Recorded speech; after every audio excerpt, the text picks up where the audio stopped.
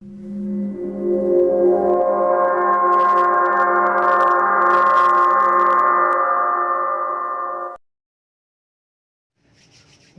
आप लोगों के सामने फिर से आ गया हूँ एक नई कहानी के साथ। आज मैं जिस कहानी को सुनाने जा रहा हूँ, इस कहानी में एक औरत जो बहू होती है घर की, वो अपनी जब असलियत पर आती है। पहले तो कुछ दिन जब बेटे का शादी करवाया एक बुजुर्ग व्यक्ति ने, बहुत ही नेक इंसान था, अल्लाह वाला इंसान था। वो अपने बेटे का शादी करवा देता है। बहू घर पर आती है। आने के बाद ससुर और बेटे के साथ अच्छा व्यवहार करने लगती है। लेकिन कुछ समय जाने के बाद बहू जो है अपना रंग दिखाने लगती है, क्योंकि उसकी असलियत अब धीरे धीरे बाहर आने लगा। वो किस टाइप की औरत है वो अपना पहचान खुद देने लगी। धीरे धीरे वो अपने ससुर को प्रेशर करने लगी। ससुर से हर काम घर का कराती थी और ये जाहिर नहीं होने देती थी अपने पति को, जो घर का काम काज जो है मैं अपने ससुर से कराती हूँ।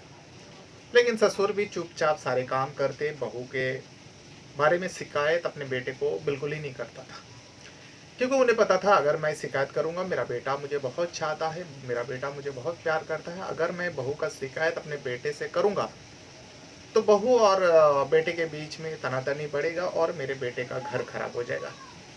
इसके चलते उस ससुर ने, उन्होंने जो कुछ भी बहू करते थे उनके साथ, वो सब कुछ छुपा देते थे और किसी को नहीं बताते थे। ये हुए दिन गुजारता गया, चलता गया। वो इंसान जो था, ससुर जो था, अल्लाह वाला इंसान था। हर वक्त जो है अल्लाह की इबादत किया करता था। पांचों वक्त की नमाजें पढ़ा करता था।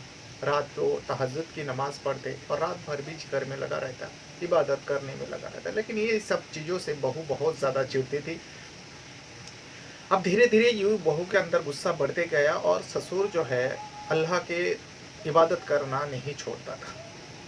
फिर एक दिन ऐसा कुछ होता है जो किसी को भी यकीन करना मुश्किल हो जाएगा। उस बहू ने अपने ससुर को मारने पीटने भी लगता है और जो जाय नमाज बिछाकर वो नमाज पढ़ते थे, उस जाय नमाज को भी फेंक देता है, तस्बीह भी फेंक देता है, ताकि वो बुढ़ा नमाज ना पढ़ पाए और ये इबादत ना कर पाए। ये बहू के जहन के अंदर आई थी, वो सब कुछ गायब करवा देती। फिर भी वो नेक इंसान जो है इबादत करना नहीं छोड़ता। उनकी ज़बान से अल्लाह के जिक्र करना बंद नहीं किया था। तभी एक दिन जाकर फिर से बहू ने कुछ ऐसी हरकत कर दी है जिसके चलते बहू उसी ससुर के सामने एक कुतिया की शक्ल में आ जाती है। अल्लाह का कहर नाजिल होता है उस बहू के ऊपर, उस औरत के ऊपर।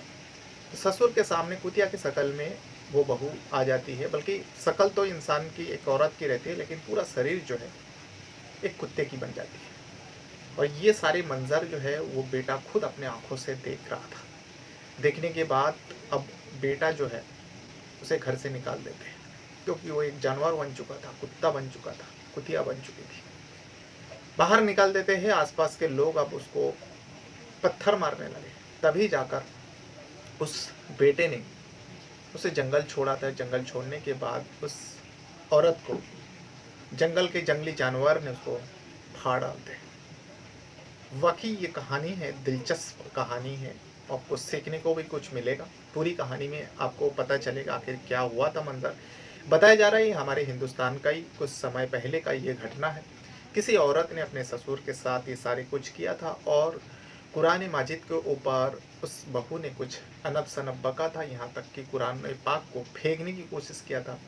तभी उस औरत के साथ ऐसा नाजिल हुआ था, ऐसा कहर नाजिल हुआ था, जिसके चलते वो कुतिया की शक्ल में आ जाती है। तो आज पूरा कहानी बताऊंगा इसी वीडियो में। लेकिन वीडियो में आगे बढ़ने से पहले आप लोगों से वही रिक्वेस्ट रहेगा, अगर आप पहली बार मेरे चैनल से जुड़ो तो चैनल को सब्सक्राइब ज़रूर कीजिएगा।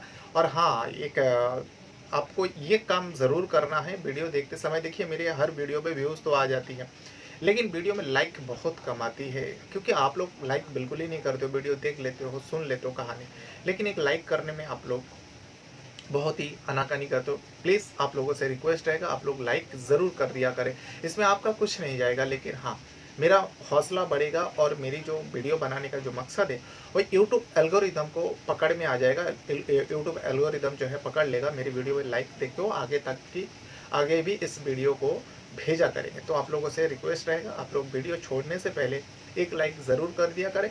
अगर आपके पास भी कोई कहानी है जो आप मुझे भेजना चाहते हो, तो हमारे इसी वीडियो के कमेंट बॉक्स में आप बातें कर सकते हो या फिर लिख सकते हो, या फिर सीधा सिंपल सा आप इसी वीडियो के डिस्क्रिप्शन में हमारे इंस्टा जो आईडी है उसका लिंक मिल जाएगा। आप वहाँ पे जाके क्लिक करोगे तो सीधा आपको इंस्टा में पहुँचा देगा, और वहाँ पे जाकर आप हमें मैसेज के ज़रिए बातें कर सकते हो, या फिर आप इंस्टा में स्टोरी बाय रहमान सर्च करोगे तो आपको आसानी से हमारी आईडी दिख जाएगा, और वहाँ पर जाके आप मैसेज के ज़रिए बातें कर सकते हो, कहानियाँ भेज सकते हो। जो आपके पास कहानी हो, जो आपको लगता है इसके ऊपर भी वीडियो बनानी चाहिए, अगर आप कहानी भेजेंगे तो मैं उसके ऊपर भी वीडियो बनाऊँगा।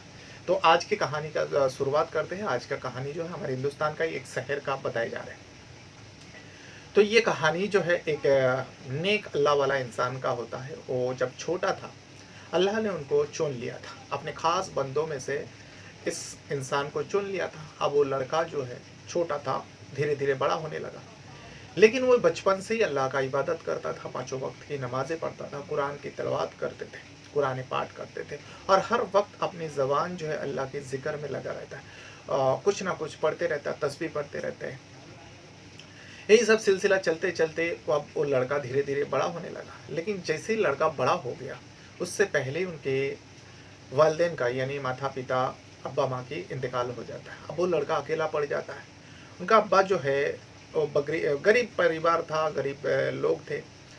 लेकिन जब अब्बा का इंतकाल हो गया, माँ का भी इंतकाल हो गया, तब ये लड़का जो है अब्बे के काम का जो अब्बा उनका जंगल में बकरियाँ लेकर जाते थे, दिन भर बकरियों को चराते थे और उसके बाद घर लौट आते थे, और फिर शाम को बकरी का दूध जो है जो भी निकालते थे उसमें से कुछ बेचता था, कुछ अपने लिए रखते थे। अब बेटा भी वही काम करने लगा। अब बेटे के पास बकरियाँ बहुत धीरे धीरे ज़्यादा होने लगा, और कुछ बकरियाँ वो बेच भी दिया करते थे, और नाम भी था जो ये बकरी का व्यापारी है। जब बकरियाँ बेचता था, उन्हीं में से एक दोस्त जैसा उनका था, उनका भी बकरी का धंधा था। वो अपने इस दोस्त को कहता है, जो भाई अब तुम अकेला पड़ चुके हो, दिन भर तुम जंगलों में रहते हो बकरियों के साथ, जब आते हो तो घर का खाना खुद को पकाना पड़ता है। अब तुम जवान हो चुके हो, शादी के लायक हो चुके हो, तो क्यों ना तुम शादी कर लो, एक नेक औरत देखकर तुम शादी कर लो। ये लड़का का भी मन में वही ख्याल आया, वाकई ये मेरा दोस्त जो है सही कहता है। दिन भर मैं बकरी चराने के बाद फिर शाम को लौटता हूँ और खाना वाना पकाता हूँ। मैं अल्लाह का इबादत नहीं कर पाता हूँ काम में बिज़ी होने की वजह से।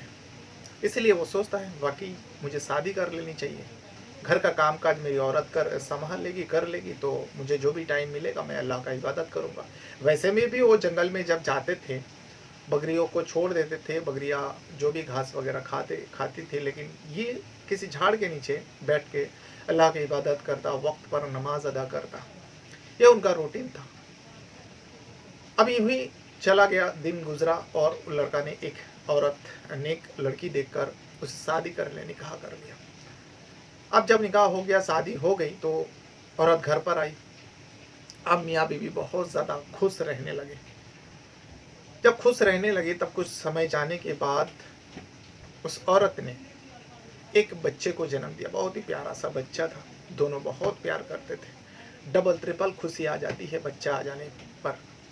और बच्चे को भी अच्छा तालीम देना शुरू कर दिया उस लड़का ने, उस आदमी ने। अब वो बच्चा धीरे धीरे बड़ा होते गया, लेकिन यहाँ पर उस आदमी की जो है औरत बीमार पड़ने लगे।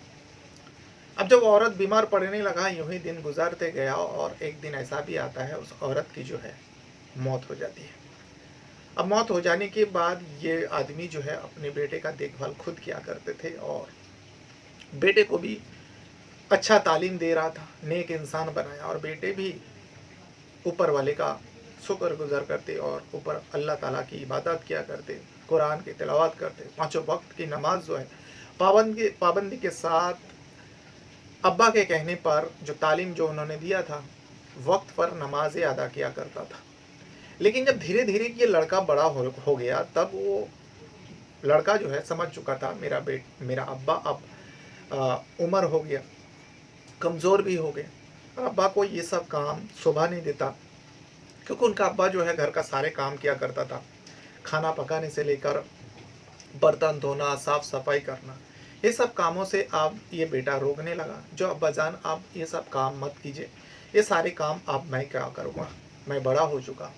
लेकिन अब्बा का कहना था, उस इंसान अल्लाह वाले इंसान का कहना था, नहीं बेटा, ये तो खुद का काम है और घर का काम है, साफ सफाई रखना सुन्नत है और ये सब काम खुद को करना चाहिए, इसमें सवाब मिलती है।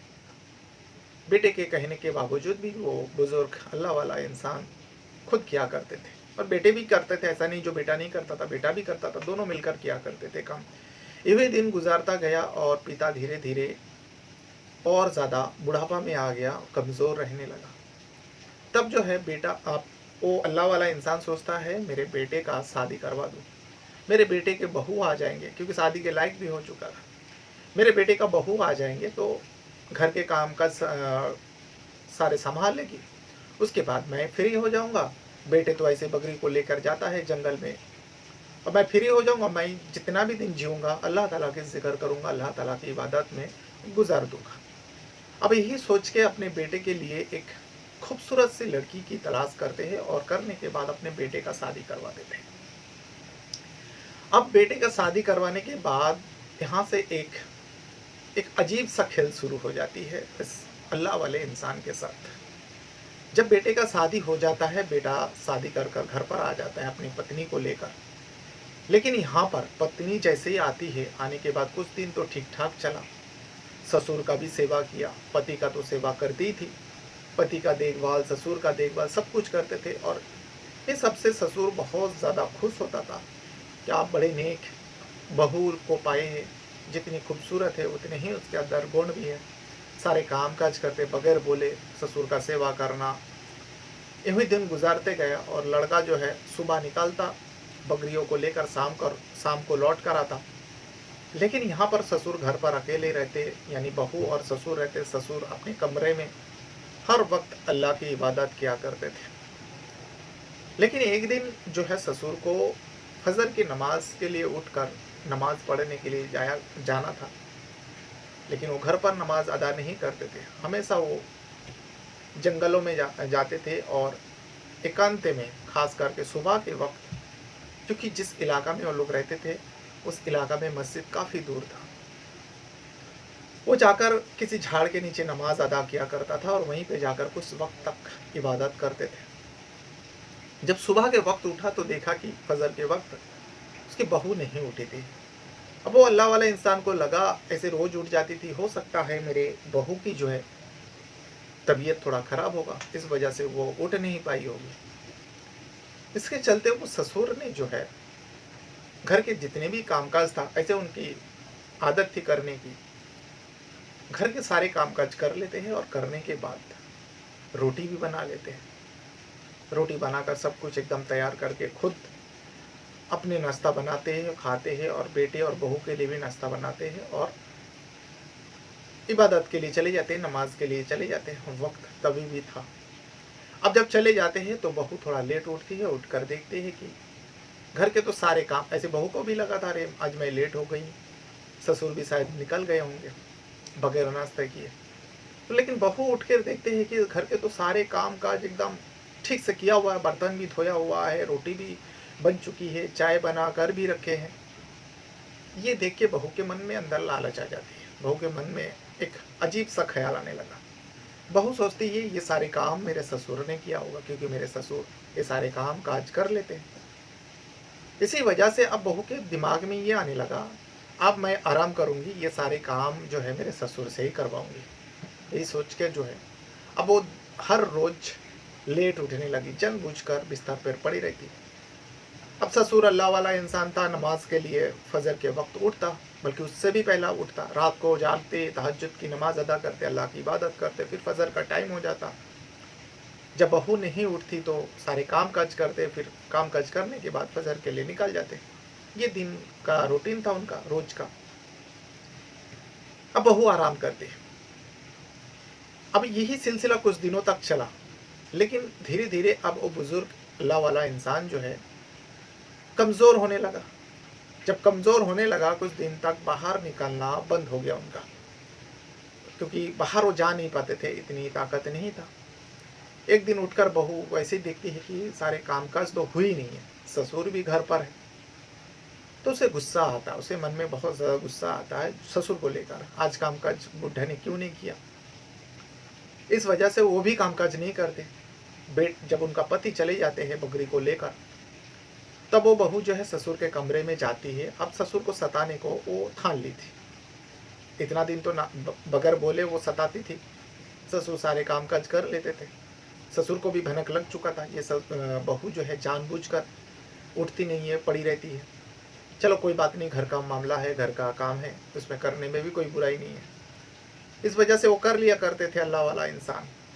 लेकिन अब बहू की आदत बन चुकी थी। एक दिन काम काज किया नहीं तो बहू को गुस्सा आया। बहू जो है ससुर के कमरे में जाती है, पति जैसे ही निकल जाता है। शौहर निकलने के बाद ससुर के कमरे में जाता है और देखता है कि ससुर जो है इबादत में लगे हुए हैं, जिक्र कर रहा था बैठकर एक जगह पर घर के अंदर ही। तो बहू जाने के बाद आवाज़ लगाती है, अब्बा अभी तक आप उठे नहीं, आप बाहर नहीं आए, सारे कामकाज पड़ा हुआ है।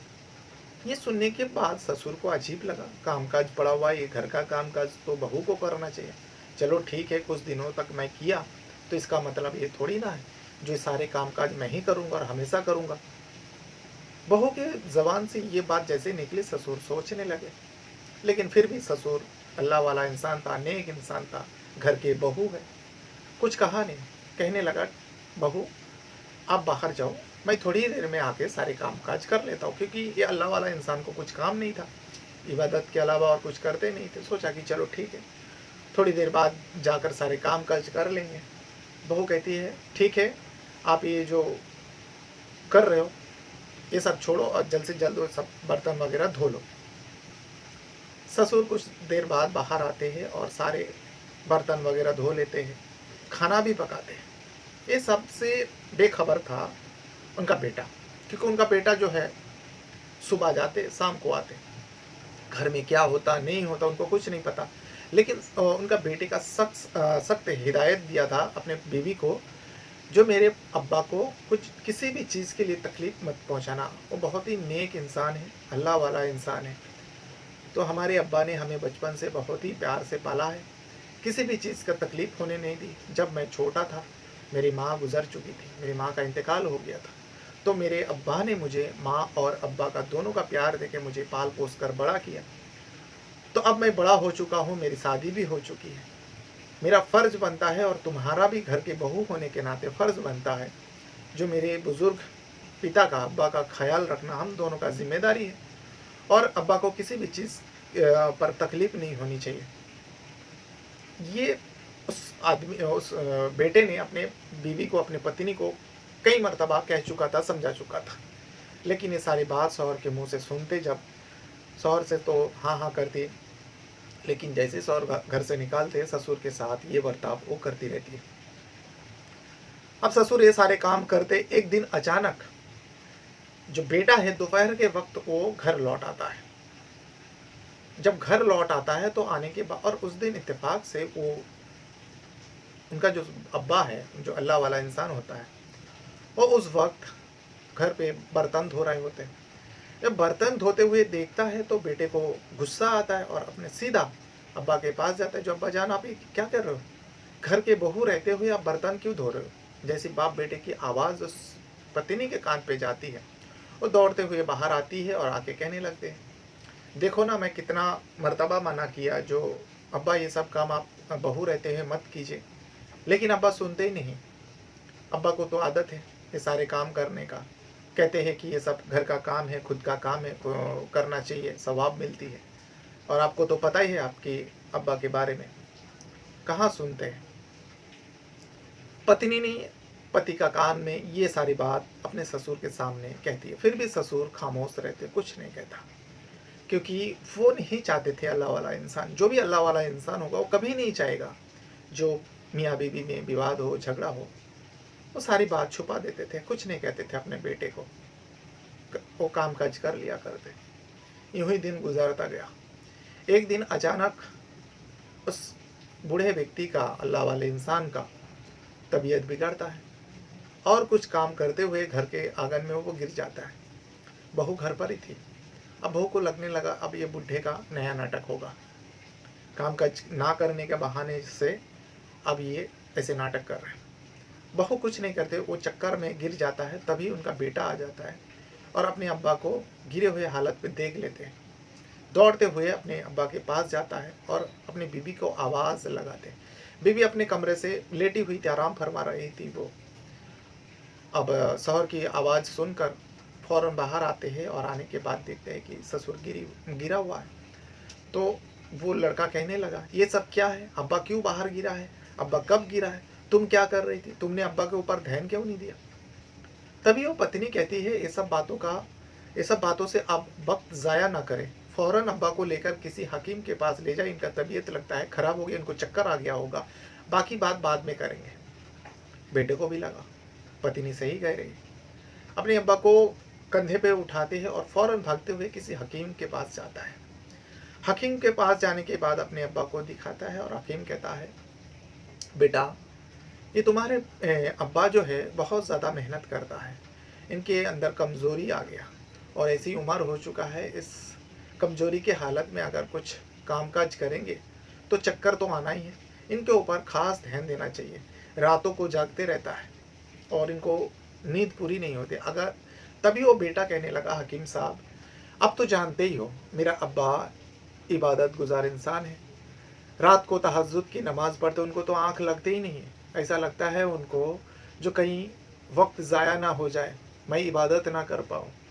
अब्बा थोड़ा बहुत सोते हैं और उसके बाद फिर रात को जग जाते, तहज्जुद की नमाज़ पढ़ते, फिर इबादत करते, फिर फजर का वक्त हो जाता है। अब्बा फजर की नमाज़ के लिए किसी जगह जाते हैं, फजर की नमाज़ अदा करते, वहाँ सुबह तक कुरान की तिलावत करते, तस्बीह पढ़ते।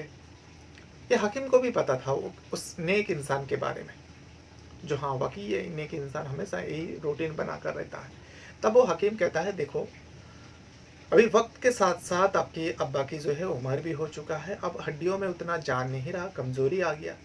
ठीक है, रात को अगर ये मानते नहीं, इबादत करना चाहता है, रात के वक्त इबादत करता है, लेकिन दिन में तो उनको थोड़ा बहुत सोने के लिए, थोड़ा बहुत आराम करने के लिए कहा करो। बेटा कहता है, हकीम साहब मैं तो कई मर्तबा बोलता हूँ, जो अब्बा आप कहीं मत जाया करो, घर में ही इबादत करो और घर भी रहा करो, आराम करो। अब्बा को तो अब मैं बकरियों को भी ले जाने के लिए मना कर दिया। ये सारे कामकाज जो है, खेती बाड़ी का काम, बकरियों को चराने का काम, ये सारे काम काज तो मैं देख लेता हूँ। अब्बा तो घर पर ही रहता है, फिर भी ना जाने अब्बा के अंदर इतना कमज़ोरी कैसे आ गया। अब हकीम साहब उस बेटे को कहता है, ठीक है, अब तुम्हारे अब्बा का खास ख्याल रखना, ये ख्याल रखना ज़रूरी है। कुछ दवा देता है, जड़ी बूटी देता है, जड़ी बूटी को लेकर वो बेटा अपने अब्बा को लेकर आ जाता है। आने के बाद अपनी पत्नी को साफ लफ्ज़ों में फिर से समझाते हैं, जो मेरे अब्बा को किसी भी चीज़ का तकलीफ़ नहीं होनी चाहिए। आज अब्बा गिरा पड़ा हुआ था, तुम कमरे में क्या कर रहे थे? तुम्हारी नज़र क्यों नहीं पड़ा अब्बा के ऊपर? अगर मेरे अब्बा को कुछ हो जाएगा तो मुझसे बुरा कोई नहीं होगा, मैं तुम्हें कभी माफ़ नहीं करूँगा, ये तुम समझ लेना। यानी अब वो बहू को लगने लगा पति होकर मुझ पर रोब चढ़ रहा है, मैं क्या उसके अब्बा का जान ले रही थी। उसके मन में ये खाया रहा और अब्बा को भी बार बार उस बेटे ने समझाया, लेकिन उस अल्लाह वाले इंसान ने फिर भी अपने बेटे को कुछ नहीं कहा। जो भी उनके साथ होता था, जो बहू करती थी, उस सारे चीज़ों के बारे में, उस सारी बातों को अपने बेटे को नहीं पता था। जो मैं बताऊंगा, मेरा बेटा मुझे बहुत प्यार करता है और हो सकता है मेरी बात सुनकर अपने पत्नी को छोड़ दे, तलाक दे दे, या फिर पति पत्नी में विवाद होने लगा। तो ये वो अल्लाह वाला इंसान कभी नहीं चाहता था। इस वजह से वो कुछ नहीं कहता, चुपचाप खामोश रहता। फिर से वही सिलसिला शुरू होता है। अब बेटे जब सुबह निकल जाते हैं, अब अब्बा का वही काम रहता है, इबादत करना। जैसी अजान के आवाज़ कान में पड़ता, फ़ौरन उठ जाते और वजू बनाते, नमाज के लिए खड़े हो जाता है। लेकिन ये सब देख अब घर का काम काज बंद कर दिया था। बेटे ने कई मरतबा कहा, तभी जो है बेटे की बात सुनकर उस अल्लाह वाले इंसान ने घर का जो भी काम करते थे वो सारे काम बंद कर चुका था। लेकिन यहाँ पर बहू परेशान होने लगी। अब सारे काम उनको करना पड़ता था, उस बहू को। इस वजह से अब बहू जो है बहुत ज़्यादा चिड़चिड़ा हो गई थी। बातें सुनाया करती थी ससुर को, कमरे में जब भी जाती थी अनब सनब बकती रहती थी। जब वो अल्लाह वाले इंसान इबादत करते रहते थे, उनके इबादत में खलल डालने के लिए वो उनके कमरे में जाके अनब सनब बकती थी और कहती थी, ए बुढ़े कब मरेगा क्या मालूम, हमें परेशान करके रख दिया। अपने बेटे का दिल जीतने के लिए दिखाते हैं, देखो मैं सारे काम काज करता हूँ, लेकिन यहाँ पर देखो बीमारी का नाटक करता है और जैसे ही अजान होता है नमाज के लिए खड़े हो जाता है। वैसे तो चल नहीं पाता है, लेकिन नमाज के लिए बराबर उठक बैठक करता है। बुढ़ा दिखाने के लिए सारे काम काज करते हैं। लेकिन वो अल्लाह वाला इंसान जो है बहू की बातों का अनसुना करते थे। एक कान से सुनते थे, दूसरे कान से वो निकाल दिया करते थे, क्योंकि उनको इबादत के अलावा कुछ सुनाई नहीं देता, अल्लाह के ज़िक्र के अलावा उनको कुछ दिखाई नहीं देता। वो सारे वक्त जो है अल्लाह की बड़ाई करता, अल्लाह का इबादत करता, कुरान की तिलावत करता, तस्बीह पढ़ते और वक्त पर नमाज अदा किया करते। लेकिन यहाँ बहू परेशान हो जाती है। बहू अब धीरे धीरे और ज़्यादा परेशान करने लगे अपने ससुर को। अब ससुर सोचता है क्यों ना, जब इबादत में खलल डल रही थी वो बहू, अब ससुर के मन में ये सारी ख्याल आया, अब मैं यहाँ पे रहकर मेरे अल्लाह को याद नहीं कर पाता हूँ, सही से मैं इबादत नहीं कर पाता हूँ, ऐसा ना हो अल्लाह मुझसे नाराज हो जाए, मैं अल्लाह को खुश नहीं कर पा रहा हूँ। अब ससुर के मन में ये ख्याल आया क्यों ना ये घर छोड़कर मैं चली जाऊँ, किसी को बगैर बताए। लेकिन फिर बेटे का ख्याल आता है तो वो अल्लाह वाला इंसान कुछ दिनों तक फिर चुप हो जाता है। बहू जो भी करती सह लेती, लेकिन अब हद से ज़्यादा आगे बढ़ चुका था। क्योंकि एक दिन बहू जो है, जब ससुर उठ के इबादत करने के लिए जायनमाज ढूंढने लगे तो उसका मसल्ला गायब था, यानी वो बहू ने कहीं फेंक दिया था। उसके बाद तस्वीर देखने लगा, तस्वीर भी जहाँ टंगी हुई रहती थी वहाँ पर तस्वीर नहीं है। अब ससुर को पता चल गया, क्योंकि घर में बहू के अलावा ऐसा काम कोई कर ही नहीं सकता। अब वक्त भी हो रहा था नमाज का, इसीलिए एक साफ सुथरा कपड़ा बिछाता है वो नेक इंसान। कपड़ा बिछाने के बाद नमाज अदा करता है। फजर की वक्त था। अब नमाज अदा करने के बाद वो कुरान को लेकर तिलावत करने लगे, लेकिन बहू जागती है तो देखती है कि मसल्ला नहीं है या जाए नमाज नहीं है, तस्वीर नहीं है। फिर भी बुढ़ा एक कपड़ा बिछा कर वो नमाज अदा कर किया और कुरान के तिलावत कर रहे। फिर से उसको चिढ़ाई और घर के अंदर गए। घर के अंदर जाने के बाद फिर से वही अनाप शनाप बकने लगे।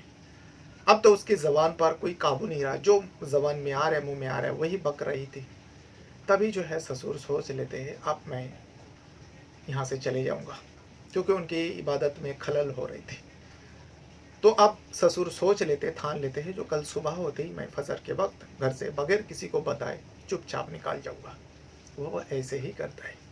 दूसरे ही दिन रात को वो जागता है। जागने के बाद अपने वो तस्वीर लेता है, वो जायनमाज उठाते हैं, कुरान पाक को अपने सीने में लगाते हैं और अपने आसा के सहारे, क्योंकि लाठी लेके चलते थे, उस आसा को उठा के आसा के सहारे से वो चुपचाप घर से निकल जाते हैं। थोड़ी ही दूर जाने के बाद देखता है कि फजर के वक्त हो गया। अजान की आवाज़ जो है उनके अल्लाह वाले के कान में पड़ा। तब तक वो जंगल में जा चुका था, जंगल के ओर। जैसे ही फजर की अजान की कानों में उनके गया तो उन्होंने फ़ौरन जो है वज़ू किया। वज़ू करने के बाद किसी झाड़ के नीचे नमाज अदा की। नमाज अदा करने के बाद अब जैसे उनका रूटीन था, कुरान की तिलावत करने लगे।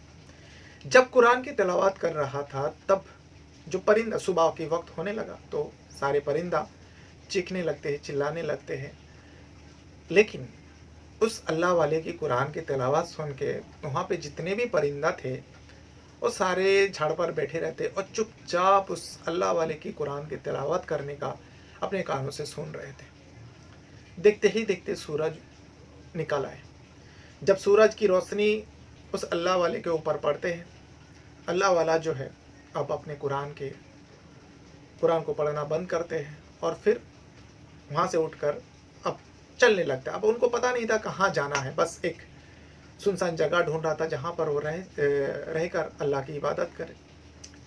बस ऐसे उठकर वो जा ही रहा था कि तभी अचानक एक बच्चे की रोने की आवाज़ उनके कान में सुनाई देता है। छोटा सा बच्चा रो रहा होता है। अब इस अल्लाह वाले इंसान को लगा इस जंगल में छोटा सा बच्चा रो रहा है, कहाँ से आवाज़ें आ रही हैं। उनकी बुरी नज़र जो है उनको ढूंढने लगा उस बच्चे को। तभी देखता है कि एक नौजवान इंसान जो है दौड़ते हुए किसी जगह पर जा रहा था और वो बच्चे को गोद में उठाए लिया हुआ था। तभी ये अल्लाह वाला इंसान पूछता है क्या हुआ तुम्हारे बेटे को, और तुम कहाँ जा रहे हो, तुम्हारा बेटा इतना क्यों रो रहा है? तभी वो व्यक्ति कहता है, बाबा अभी वक्त नहीं है हमारे पास बात करने के लिए, मैं हाकिम के पास जा रहा हूँ। अब जंगल के बीच बराबर था जंगल, और वहाँ पे हाकिम नहीं था, इस अल्लाह वाले इंसान को पता था। अब वो बात करना नहीं चाहता था, वो व्यक्ति अपने बेटे को लेकर परेशान था। तभी अल्लाह वाला इंसान कहता है, देखो जल्द से जल्द तुम्हारा इस बेटे का इलाज कराओ, नहीं तो इनके शरीर में जहर फैल जाएगा और इस बच्चे का मौत हो सकता है।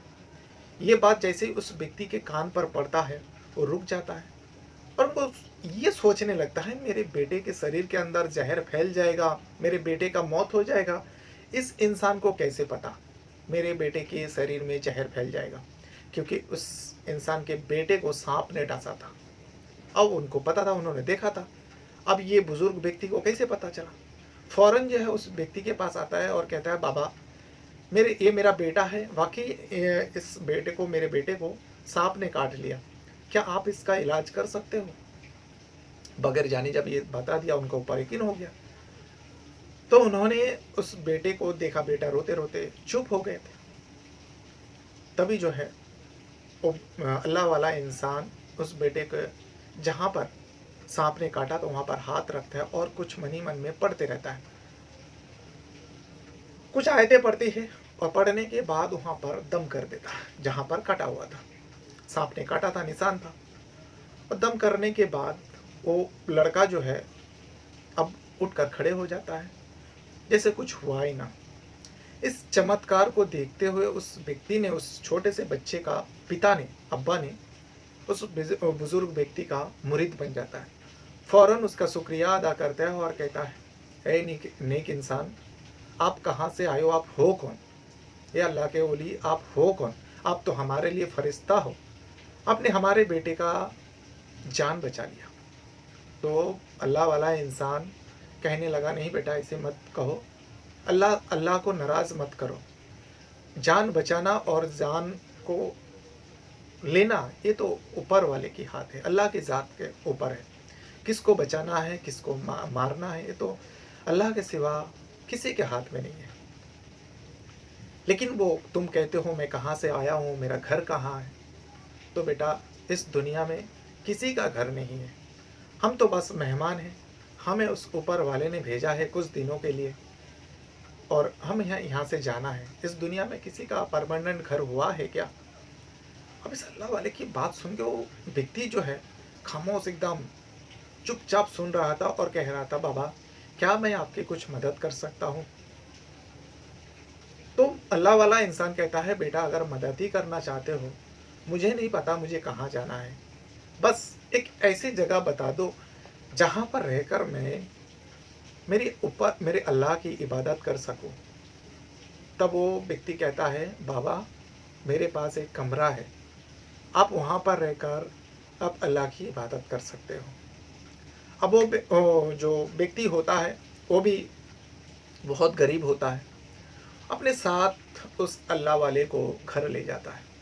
घर ले जाने के बाद अपने पूरा परिवार से मिलाता है। उस व्यक्ति के पास उनका एक बहन थी और उनका एक भाई था। बहन और भाई थी और उनका एक छोटा बेटा था। पूरा परिवार से मिलाता है। जब बहन से मिलाते हैं तब वो बहन जो है उनको सलाम करते, भाई भी सलाम करता है, सलाम का जवाब देता है अल्लाह वाला इंसान। उसके बाद उस कोठरी को दिखाया जाता है, एकदम साफ सुथरा कर देते हैं और इस अल्लाह वाले इंसान के बारे में सारे उन लोगों को साफ सफाई तो कर देते हैं। और उसके बाद अल्लाह वाले को कहता है, बाबा आप यहीं पे रह के आपको जो करना है करिए, ये आज से आपका ये रूम है। अब वो गरीब व्यक्ति था, देखा उस अल्लाह वाले ने देखा इनके पास भी कुछ बकरियां है और घर देख के ही पता चल रहा था झोपड़ी बनी हुई थी, बहुत ही गरीब इंसान है, लेकिन उनकी खिदमत बहुत कर रहा था।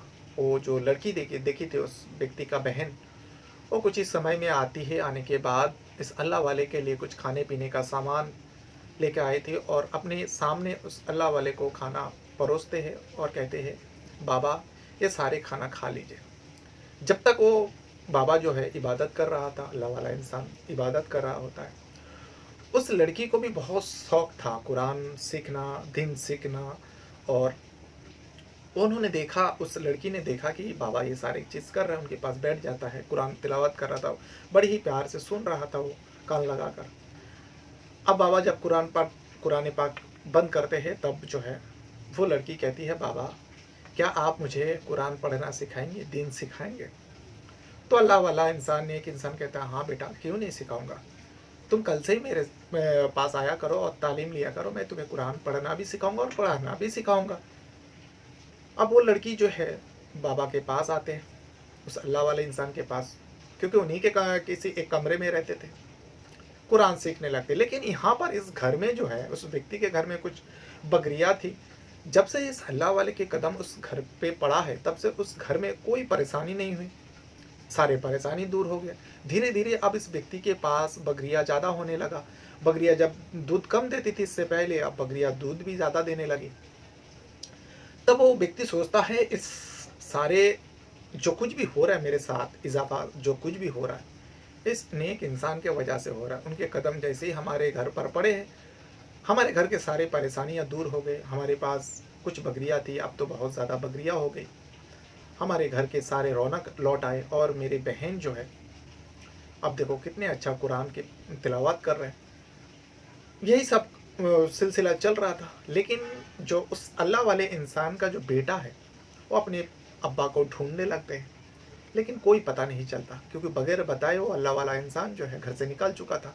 जब घर से निकल चुका था, जो अल्लाह वाले का बहू थे वो बहुत खुश हुई थी, लेकिन बेटा बहुत परेशान रहने लगा। अब बेटे को जंगल में जाने को दिल नहीं करता, खेती बाड़ी का काम में दिल नहीं लगता, अपने बाप को लेकर बहुत ज़्यादा परेशान था। अपने अब्बा को बहुत ढूंढा, लेकिन उनके बारे में किसी ने नहीं बता पाया। यही दिन गुजारते गया। अब जो है बेटा भी कमज़ोर होने लगा, बीमार पड़ने लगा, जिसके चलते वो कामकाज नहीं कर पाते। वहाँ पे तो आबादी हो रहा था जिस जगह में उन्हें एक इंसान गया हुआ था, लेकिन यहाँ पर उनके घर पर बेटे का हालत बिगड़ने लगे और घर के भी हालत बिगड़ने लगे। जब घर की हालत बिगड़ने लगे, खेती बाड़ी कर नहीं पा रहा था, खेती बाड़ी भी फसल बर्बाद हो गया। अब धीरे धीरे बकरियाँ अब कम होने लगे, कुछ बकरियों बीमारी को वजह से मौत हो गया, कुछ बकरियाँ दूध देना बंद कर दी। अब यानी घर में सारे परेशानियाँ आ चुकी थी, अभी काम ठीक से कुछ कर भी नहीं पाता था। तब जो है उस व्यक्ति का पत्नी यानी अल्लाह वाले का बहू ने अपने रंग पति को भी दिखाना शुरू कर दिया। अब पति के ऊपर भी वो पैसा देने लगे, काम काज नहीं करते हो, दिन भर पड़े रहते हो, अपने बाप के जैसा नाकारा हो, निकम्मे हो। ये सारी बात सुनता तभी जो है इस बेटे को अब यकीन होने लगा, जो मेरा अब्बा जो घर से गायब हुआ है, क्योंकि उनको पता था उनका अब्बा बहुत नेक इंसान है, सब कुछ सह लेता है, कुछ बताता नहीं है। जब इनके ऊपर पत्नी ने ऐसा करने लगा तब उनको लगने लगा, जो मेरे अब्बा जो गायब हुए हैं, मेरे अब्बा को सताते थे, मेरे अब्बा को भागने या घर से भगाने में मजबूर किया होगा इस औरत ने। बेटे को साफ साफ पता चल गया था, लेकिन बेटा जो है अपने बाप को ढूंढता रहा, बाप के बारे में पता ही नहीं चला। अब यहाँ पे जो जहाँ पर वो अल्लाह वाला इंसान रहता था, वहाँ पे बहुत ज़्यादा इजाफा हो रहा था हर चीज़ों में। अब वो इंसान जो है, जो व्यक्ति के घर में रहा कर, दो व्यक्ति के पास बहुत ज़्यादा बकरियाँ आ गई। अब वो भी बकरी बेचने का काम करने लगा, और ये अल्लाह वाला इंसान का भी बेटा बकरियाँ बेचा करते थे, लेकिन उसमें अब इतना दम नहीं रहा, बकरियाँ अब कमज़ोर हो चुकी थी। फिर भी बाज़ार लगाते थे, बाज़ार में जाते थे। तो एक दिन ये अल्लाह वाला इंसान का बेटा बाज़ार गए हुए थे बकरियाँ बेचने के लिए। तो इतने में देखता है कि एक नया व्यापारी आया हुआ है। नया व्यापारी के पास बहुत सारे बकरियाँ हैं और बहुत ही खूबसूरत बकरियाँ हैं, ताज़ा तरीन बकरियाँ हैं। उसे देखकर इस अल्लाह वाले इंसान के बेटे को लगा, काश मेरे अब्बा जब रहते थे तब मेरे अब्बा के पास भी ऐसा बकरियाँ हुआ करते थे, हमारे पास ऐसा बकरियाँ हुआ करते थे। जब से अब्बा चला गया हमारा नाम भी ख़त्म हो चुका इस बाज़ार से, हमारे बकरियाँ तो कोई ख़रीदता नहीं, क्योंकि हमारी बकरियाँ कमज़ोर हो चुकी है, पतली दुबली है। उस इंसान के पास गया और जाने के बाद बातचीत करने लगा, जो भाई तुमको मैं पहले कभी नहीं देखा, मैं तो सालों से यहाँ बकरी बेचता हूँ, लेकिन तुम्हारी बकरियाँ जो है बहुत ही खूबसूरत है और बहुत ही अच्छा बकरियाँ है, तुम कहाँ से आए हो? वो अपने जगह का नाम बताते हैं और वो व्यक्ति कहने लगता है, भाई मेरे पास तो कुछ नहीं था, मैं बहुत गरीब था, मेरे पास 2 से 4 बकरियाँ हुआ करते थे, लेकिन कुछ समय पहले मेरे इलाका में, हमारे घर में एक अल्लाह वाला नेक इंसान के कदम पड़ा उनके कदमों में बरकत है। जब से उनको मैंने अपने घर में ठहराया है, मेरे घर के सारे परेशानी दूर हो चुका है और सारी मुसीबत दूर हो चुका है और मेरे बकरियों में इतना ज़्यादा इजाफा हो रहा है कि मैं तुम्हें बयान नहीं कर सकता हूँ। ये सारे उस नेक इंसान की वजह से हो रहा है जो हर वक्त अल्लाह के ज़िक्र में लगा रहता है। अब इसे सुनने के बाद उस बेटे को भी अपने बाप को याद आने लगा, क्योंकि उनके बाप के अंदर ये सारी खूबियाँ थी। अब वो बेटा जो है उस व्यक्ति को कहने लगा, क्या मैं उस नेक इंसान से मिल सकता हूँ? तो व्यापारी कहता है, वो आदमी कहता है, हाँ मिल सकते हो, लेकिन उनका भी मिलने का टाइम टेबल है। वो हर वक्त इबादत करते रहता है, असर की नमाज के बाद थोड़ा फारिग होता है, उस टाइम तुम जाकर मिल सकते हो। क्योंकि इस बेटे को भी एक ऐसे नेक इंसान से मुलाकात करना था जो उनके बाप के जैसा हो और अपनी परेशानी उनको सुनाना है, अपने बाप के बारे में पूछताछ करना है। अब वो बेटा उस व्यक्ति का इंतज़ार करने लगा, उस इंसान का इंतज़ार करने लगा, नेक इंसान का। असर की अजान हुई, नमाज के वक्त हुआ, नमाज ख़त्म हुई, तब तक ये दोनों भी व्यक्ति भी नमाज पढ़ा। अब वो झोपड़ी का बहुत खूबसूरत झोपड़ी बन चुका था तब तक, उस अल्लाह वाले के रौनक की वजह से, उस इंसान की वजह से। झोपड़ी का दरवाज़ा खोलता है और वो व्यक्ति कहता है, हाँ अब बाबा के निकलने का वक्त हुआ, अब तुम जाकर मिल सकते हो। झोपड़ी खोलकर वो बाबा जो है एकदम, जब घर से निकला था एकदम कमज़ोर था, क्योंकि ये जो व्यापारी होता था, ये जो व्यक्ति के पास घर में रहता था, वो रोज़ शाम के वक्त उनको बकरिया का ताज़ा दूध पिलाया करता और उनका बहुत खिदमत करता, बहुत सेवा करते। उनके बहन भी सेवा करती, वक्त वक्त पर खाना देते, कपड़े मैला हो जाता धो देती वो बहन। यानी उनको अपने बाप के जैसा मान चुकी थी, अल्लाह वाला इंसान था, उनका खिदमत करते थे सारे पूरा परिवार के लोग। अब वो व्यक्ति बाहर आते हैं, अल्लाह वाला इंसान बाहर आते हैं और ये जो बेटा होता है, इन्हें तो यकीन ही नहीं हो रहा था कि दूर से ही उनको लग चुका था ये मेरे अब्बा जान है, लेकिन मेरे अब्बा के अंदर इतना सेहतमंद और इतनी तब्दील कैसे हो गया। मेरे अब्बा तो एकदम बूढ़ा कमज़ोर हो चुका था, आशा लेकर चलता था, लाठी के सहारे चलता था, मेरे अब्बा तो बगैर लाठी का चल रहा है। अब वो व्यक्ति, अल्लाह वाला भी इंसान, उस बेटे को देखता है तो पहचान जाता है, एक दूसरे को पहचान जाता है, एक दूसरे का गले लग जाता है। अब ये जो व्यक्ति है समझ नहीं पा रहा था आखिर ये लड़का है कौन, और बाबा उनके गले में लग चुका है, इससे पहले किसी का गले में नहीं लगा था।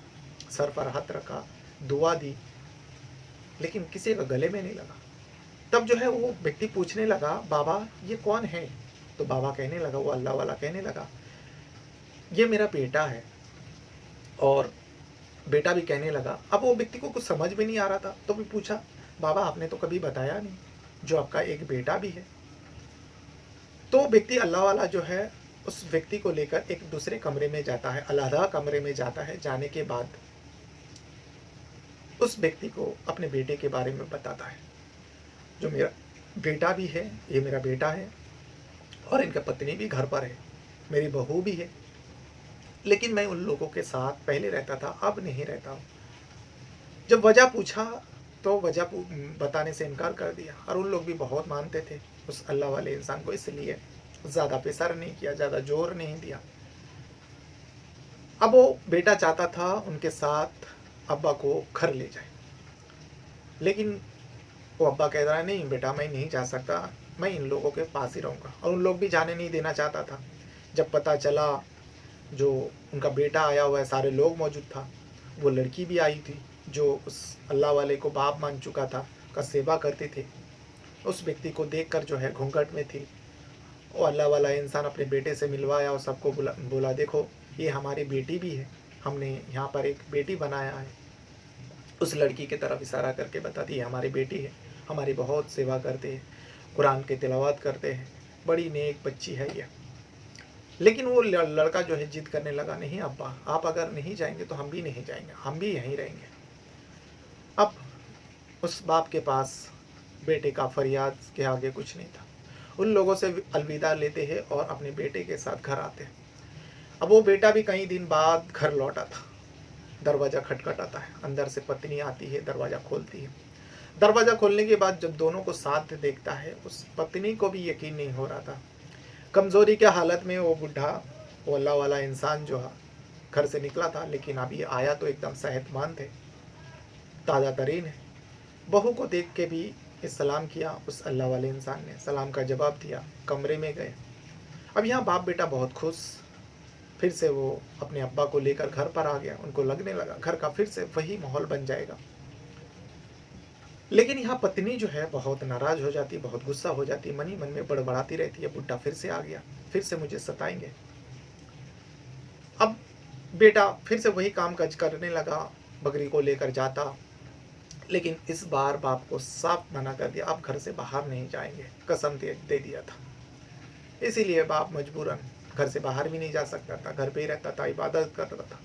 लेकिन बहू वही अपना रंग दिखाती, ससुर से सारे काम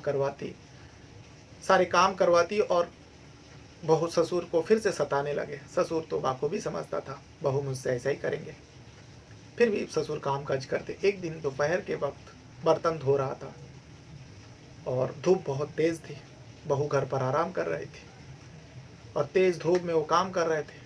तभी जो है उनको चक्कर आता है और उसी मुंह पे बल बर्तन पे गिर जाता है। तो इतने में मेन दरवाज़ा खोलकर जो है एक लड़की अंदर आती है और देखती है कि बाबा जो है मुंह के बल बर्तन पे गिरी हुई है। वो लड़की कोई और नहीं, वही व्यक्ति का बहन होती है जो जिसको कुरान तिलावत करवा रहा था ये अल्लाह वाला इंसान। फ़ौरन उस अल्लाह वाले इंसान के पास जाता है और कहता है बाबा तुम्हें क्या हो गया। बाबा थर थर काँप रहा था, कमज़ोरी फिर से आ गई थी, बुखार भी थे और उस बुखार में वो काम कर रहे थे। तभी बोले आपके बहू रहते हुए आप ये सारे काम काज क्यों कर रहे हो। जब किसी लड़की की आवाज़ बातें करते हुए सुना, बहू भी कमरे से बाहर आती है और पूछने लगते हैं कौन। ससुर कहता है ये मेरी बेटी है। बहू को बहुत ज़्यादा गुस्सा आता है, इतना दिन के बाद आया है, उसके बाद एक बेटी भी बना के लाए है। बहू को और ज़्यादा गुस्सा होती है। तभी जो है उनका बेटा भी आ जाता है, देखता है कि वो लड़की आई हुई, लड़की जैसी उस बेटे को देखता है घूंघट ओढ़ लेती है। घूंघट ओढ़ने के बाद साइड हो जाता है, बेटा समझ जाता है जो ये मुझसे शर्माती है, मुझे पर्दा करती है। तभी अपने पत्नी को कहते हैं तुम चाय बनाओ, इन लोगों को चाय पिलाओ। अब अपने अब्बा को हाथ पकड़कर कमरे में ले जाता है। उनका पत्नी ना चाहते हुए भी अपने पति के सामने क्या करती है, ससुर और उस लड़की के लिए चाय बनाकर लेकर आती है। चाय पीती है। उसके बाद बाप बेटी, जो बाप उनको बेटी मान चुके थे, अल्लाह वाला इंसान के साथ वो गुफ्तगू करते रहती है, बातें करती रहती है। बातें करने के बाद अब वहाँ से वो जाने लगती है, चली जाती है। उसके बाद वो अपने घर पर जाकर सब कुछ बताता है। जो हमें लगता है बाबा के साथ गलत हो रहा है और बाबा के जो बहू है, उनके बेटे की पत्नी, वो अच्छी औरत नहीं है, उनके वजह से ही बाबा फिर से कमज़ोरी आ गया। अब बाबा की हालत बहुत ज़्यादा ख़राब है। अब उस व्यक्ति को पता चला। अब वो व्यक्ति पूरा परिवार के साथ सोच लेता है एक दिन इसके घर में आएंगे, अल्लाह वाले के घर में आएंगे, मुलाकात करेंगे। तब तक अल्लाह वाला जो है अपनी बेटी से पूछताछ किया था तुम क्या कर रहे हो। तो उन्होंने कहा था, उस लड़की ने कहा था मैं कुरान की तिलावत करता हूँ और बच्चों को पढ़ाती हूँ बाबा, कुरान पाठ सिखाती हूँ। ये सुन के वो अल्लाह वाला इंसान बहुत खुश हुआ था। उसके बाद यहाँ पे ससुर के साथ वही सब कुछ होने लगा। फिर से बेटे जब बाहर चले जाते, एक दिन तो उस लड़की ने, उस बहू ने हद कर दिया।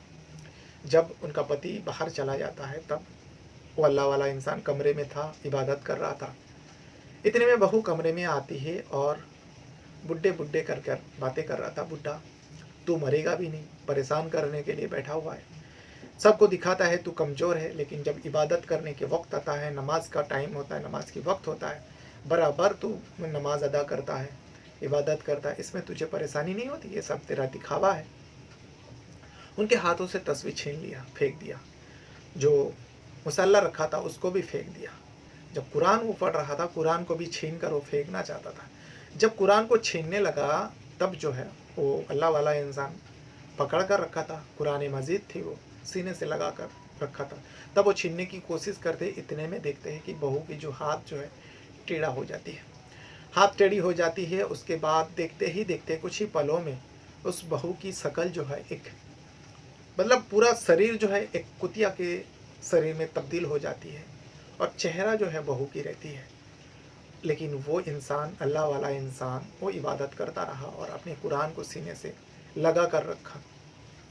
ये सारी देखते हुए जब पीछे पलटकर वो अल्लाह वाला इंसान देखता है कि उसका बेटा खड़ा है, उसका बेटा ये सारे मंजर अपने आंखों से देख चुका था। अपने कानों में हाथ डाल लेते, अपनी बीवी की हरकत को देखते हुए और सामने कुतिया बनते हुए देखते हुए वो भी अल्लाह का ज़िक्र करने लगा, अभी अल्लाह अल्लाह करने लगा। तभी जो है उनको समझ में आ चुका था, जो मेरे बाप के साथ यही सब सारे करती थी, जिसका अल्लाह ने उसको ऊपर कहर दिया और उसी अल्लाह के कहर की वजह से ये कुतिया बन गई। फ़ौरन जो है उस कुतिया को बाहर निकालते हैं। बाहर निकालने के बाद उसको घर से बाहर कर देते हैं, लेकिन मोहल्ले के लोग इस शकल सूरत को देखकर, एक उस बहू की शकल तो थी, सारे लोग जानते थे इस घर में बहू है, लेकिन पूरा शरीर कुत्ते की थी, जिसके चलते लोग एकदम हैरान हो जाते हैं। पहली बार ऐसे मंजर लोगों के सामने आता है। लोग अब उसको पत्थर मारने लगते हैं। जो ये बदकार औरत थी और अपने ससुर अल्लाह वाले इंसान को सताते थे, कुरान के साथ छेड़खानी करने लगते थे, नमाज के वक्तों नमाज पढ़ने नहीं देते थे, तस्बीह फेंका करते थे, इबादत में खलल डालती थी, जिसके चलते अल्लाह ने उसको ऊपर कहल नाजिल किया और जिसके चलते ये कुतिया बन गई। तब लोगों ने पत्थर मारना शुरू किया। जब पत्थर मार रहा था, उस बेटे ने देखा, उस बेटे ने आखिरकार उस कुतिया को लेकर जंगल में छोड़ा है। जंगल में छोड़ आने के बाद जंगल में जंगली जानवर उसको चीड़ फाड़ डालते हैं। चीड़ फाड़ डालने के बाद उस औरत की कहानी वहीं पे ख़त्म हो जाता है। लेकिन यहाँ पर कुछ समय बाद वो लड़की अपने पूरा परिवार के साथ इस अल्लाह वाले इंसान के घर में आने के बाद ये सारे बात पता चलती है। पता चलने के बाद अब वो अल्लाह वाला इंसान पहली बार सारे लोगों को अपने बहू की हकीकत बताते हैं। जो मेरी जो बहू थी वो इबादत में खलल बनती थी, इबादत करने नहीं देती थी, मुझे नमाज पढ़ने नहीं दिया करता था और मुझे हर वक्त परेशान करता था। इस वजह से मैं किसी को बगैर बताए घर से निकाल के आया करता था और अल्लाह ने उसको ये सज़ा दे दी। अब इसे सुनने के बाद सारे लोग हैरान हो गए, क्योंकि अल्लाह वाला कभी झूठ नहीं बोला था और अल्लाह वाले को सारे लोग मानते थे। तभी वो अल्लाह वाला कहने लगा, वो तो मेरे बेटे का लायक था ही नहीं, मेरा बेटा भी मेरे जैसा नेक है, मेरे बेटे के लिए तो ये बेटी है, ये जो मेरी बेटी है ये मेरे बेटे के लिए बनी हुई है। यानी जिसको अपनी बेटी बनाया था उस व्यक्ति का बहन से अपने बेटे का निकाह करा देते हैं। उसके बाद कुछ समय जाने के बाद उस बेटे का भी एक बेटे को, उस लड़की ने एक बेटे को जन्म देते हैं। अब खुशहाल ज़िंदगी जीने लगता है, ससुर का बहुत सेवा करती है वो, और इस तरीके से ये कहानी ख़त्म होती है। ये कहानी आपको कैसी लगी आप ज़रूर कमेंट बॉक्स में बता सकते हो, और हाँ, आपके पास भी अगर कोई कहानी हो तो आप मुझे भेज सकते हो। इस वीडियो को देखने के लिए आपका बहुत बहुत धन्यवाद करता हूँ। वीडियो छोड़ने से पहले वीडियो को एक लाइक ज़रूर किया करें। अपने साथ साथ अपना परिवार का भी बहुत ज़्यादा ख्याल रखिएगा। Thank you very much.